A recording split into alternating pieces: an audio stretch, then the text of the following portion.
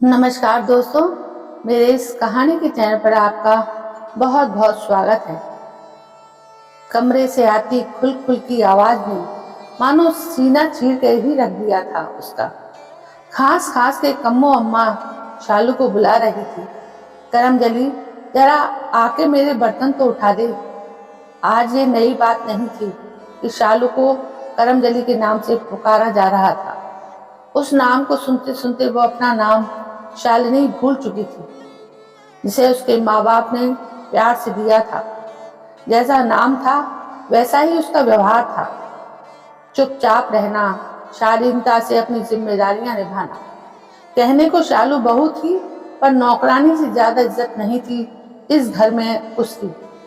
7 बरस पहले शालू इस घर में कम्मो की बहू बन के आई थी। शालू कम्मो की एकमात्र बहू थी। कम्मो ने रघु को 4 पुत्रियों के जन्म के बाद पाया था। काफी मिन्नतों के बाद रघु पैदा हुआ। बड़ी बहनों का चहेता था रघु, और तो और कम्मो ने भी उसे सिर चढ़ा रखा था, सो पढ़ाई पर कोई ज्यादा ध्यान नहीं था। राजसी ठाट अभी कम्मो के छूटे नहीं थे। राजा महाराजाओं के समय में कम्मो के पति कुंवर राजमहल में राजपुरोहित हुआ करते थे। राजाओं का जमाना अब लग चुका था। कम्मो जब ब्याह के आई तब ठीक ठाक हालात थे।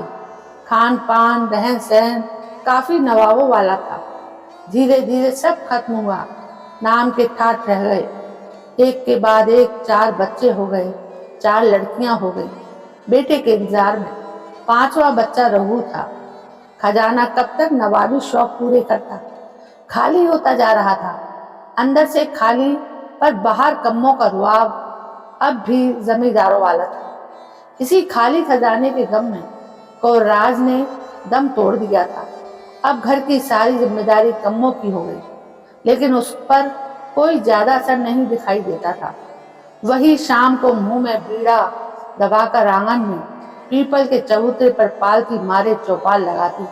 सारे गांव की खबर लेना, किसकी किससे लड़ाई हुई, किसके घर में कौन आया, किसके घर में क्या हाल है, ये सब मानो कम्मों को जानना जरूरी था। रो के पूछती और हंस के गाने वालों में से थी वो। अपने फटे का पता नहीं, पर दूसरों के फटे में जरूर टांग अड़ाने में आनंद आता था। माँ को देख बेटियां भी इसी तरह की हरकतें करती। बातों बातों में फंसा कर कम्मों ने अपनी 4 बेटियां किसी न किसी के पल्ले बांध दी।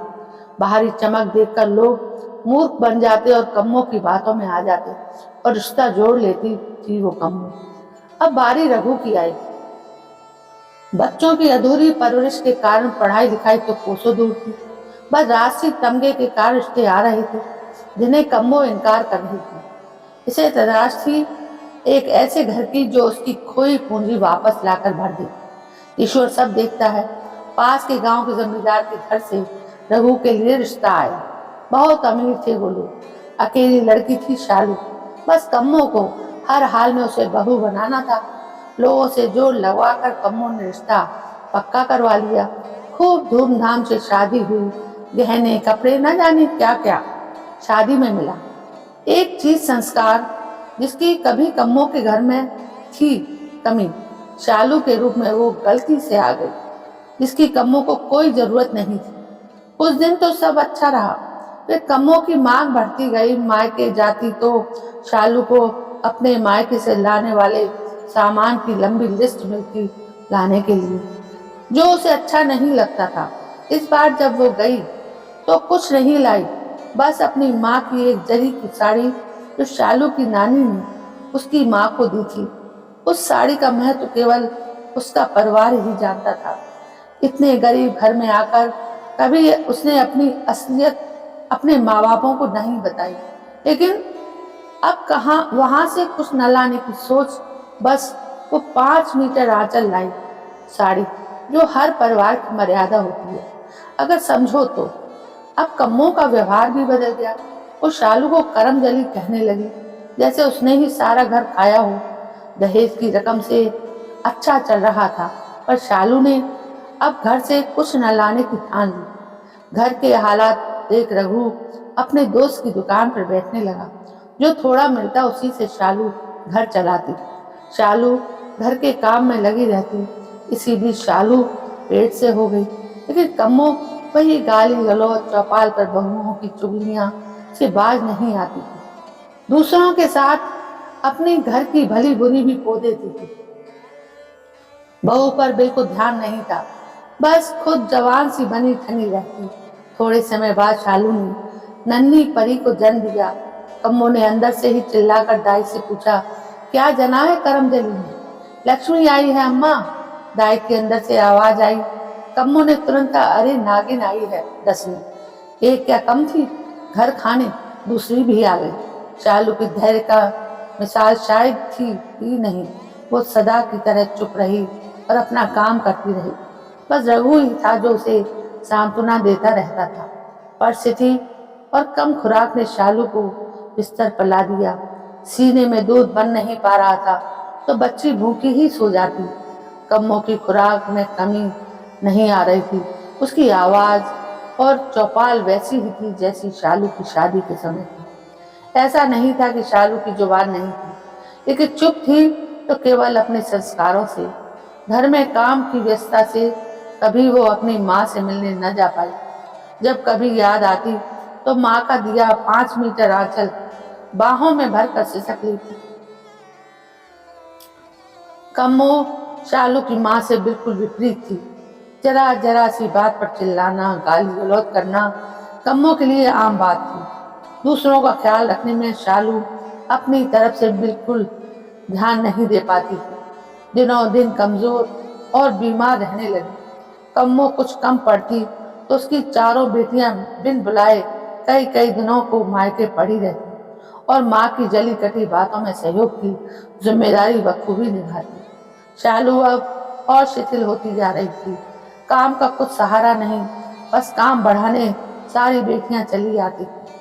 संस्कार नाम के नहीं थे जो कम्मो बेटियों को देती। सिखाया तो बस ताने और गाली देती। देखते देखते बेटी लक्ष्मी भी शालू के आंचल में 5 साल की हो गई। काश एक संस्कारी आंचल शालू की माँ की तरह कम्मो के पास भी होता, जिसे वो अपनी बेटियों को विदा करते वक्त देती, जिसे बेटियां शालू की तरह मर्यादा में रहकर सहेजती। रघु की व्यस्तता घर की अशांति को नहीं देख पाई। शांत स्वभाव की शालू भी घर की खातिर उसे कुछ नहीं बताती थी। रघु सोचता था कि सब ठीक ठाक चल रहा है और इसलिए सब बहनों और माँ की मनमानी चल रही थी। शालू को हमेशा कम्मो यही ताने देती थी कि मेरे 5 बच्चे हैं, मैंने इन्हें नाजों से पाला है, इनको वैसे ही रखना जैसे मैंने इन्हें रखा है। इन्हें बिल्कुल कष्ट नहीं देना और मुंह से एक शब्द भी नहीं निकालना। रघु चाहकर भी कम्मो के खिलाफ कुछ बोल नहीं पाता था। जब शालू बहुत घुटती तो कमरे में जाकर रो लेती थी। अपनी जिंदगी से समझौता, ख्वाहिशों का कत्ल उसे मजबूर कर रहा था। उसने खुद को जिम्मेदारियों की भेंट चढ़ा दिया था। वो कहीं से भी बहू सी नजर नहीं आती थी, नौकरानी की तरह रहती थी। बेटी लक्ष्मी भी काफी समझदार शांत थी। कम्मो के पास जाने से डरती थी क्योंकि शब्दों को समझ ही नहीं पाती थी। दादी से नागिन शब्द सुनकर सहम जाती थी और फिर खेल में व्यस्त हो जाती थी। रघु दुकान से देर रात लौटता और खाना खाते ही सो जाता। शालू देर रात तक घर के कामकाज करके सोने जाती, तब तक रघु गहरी नींद में होता। बहुत सोचती थी कि कभी फुर्सत से वो दिल की बात रघु से करे, लेकिन उसे सोता देखकर उसको उठाने की हिम्मत वो नहीं कर पाती। वो भी थक हार के सो जाती और रघु के उठने से पहले ही उठ के चाय पानी में लग जाती। शादी के 7 साल घर में लगे लगे कब गुजर गए पता भी ना चला और इस भागदौड़ में रघु शालू अपनी जिंदगी जीने की शुरुआत भी नहीं कर सके। शालू की कमजोरी बीमारी में तब्दील हो चुकी थी। समय और पैसे के अभाव ने उसे शैया पकड़ने को मजबूर कर दिया। उस दिन सुबह से ही शालू बेचैन हो रही थी। उसकी उठने की क्षमता खत्म हो रही थी।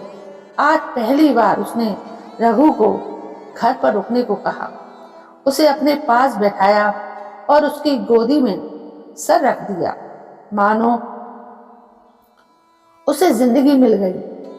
आज तक कभी इतने करीब से वो रघु से नहीं मिली थी जितना आज। दिल की बात करने का वक्त शायद उस पर बचा ही नहीं था। फिर भी लड़खड़ाई जुबान से बोली, आप अपनी माँ को मेरी माँ का वो 5 मीटर आंचल जो उसने विदा के वक्त मुझे दिया था दे देना और बता देना कि इसे मेरी बेटी लक्ष्मी को इस घर से विदा होने पर उड़ा दे और वो इस आंचल की इज्जत बनाए रखे। हर माँ शायद इसलिए अपनी बेटी को एक साड़ी देती है कि वो ना भूले माँ के वचन और मर्यादा। हम उसका मतलब अभी तक समझ नहीं सके। ये वस्त्र जो मायके से मिलते हैं वो संस्कारों को मर्यादित रखने के लिए होते, दोनों घरों की इज्जत को ढांपने के लिए होते, और शायद भाई भाभी भी इसी बात को याद दिलाने को हर त्योहार पर साड़ी देकर इस परंपरा को निभाते हैं।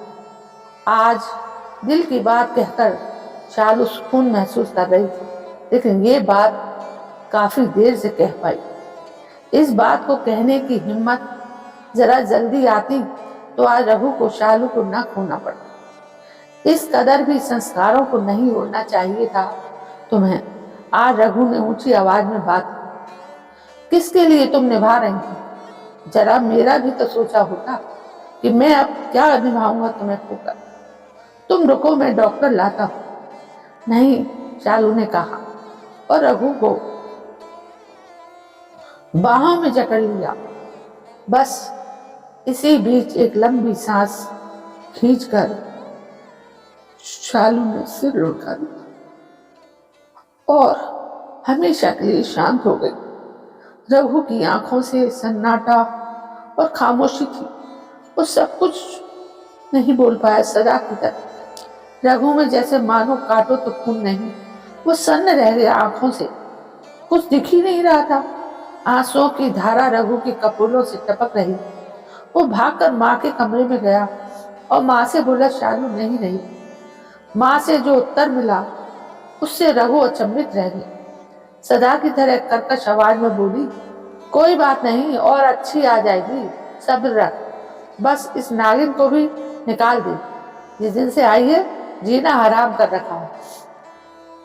रघु ने जहर का घूंट पिया और उल्टे पांव अपनी शालू के पास गया। उम्मीद नहीं थी कि इतनी बेरहम थी उसकी माँ। आज रघु को शालू की सहनशीलता पर फक्र हो रहा था। कितने जल्लादों के बीच वो जी रही थी। एक वो शालू की माँ थी और एक मेरी ये माँ है। जितना फर्क क्यों है इन दोनों माँ? माँ तो दोनों थी। इस पहेली को कोई भी नहीं सुलझा सकता। आज रघु को मलाल था कि वो किस माँ की कोख से पैदा हुआ। बिल्कुल भी मोह नहीं। इसने दिन रात केवल इस घर को दिया। उसके प्रति इतने निष्ठुर पत्थर दिल भी किसी गैर की मौत पर अफसोस तो करता है, पर ये क्या? उसने सोचा, वाकई शालू सही कह रही कि कम्मों के 5 मीटर आंचल में किसी के लिए भी छांव नहीं थी, और शालू ने अपनी माँ के आंचल में सभी को समेट रखा था। सबको समेटते समेटते आज वो खुद ही सिमट गई। भारी कदमों से रघु शालू की विदाई करने लगा।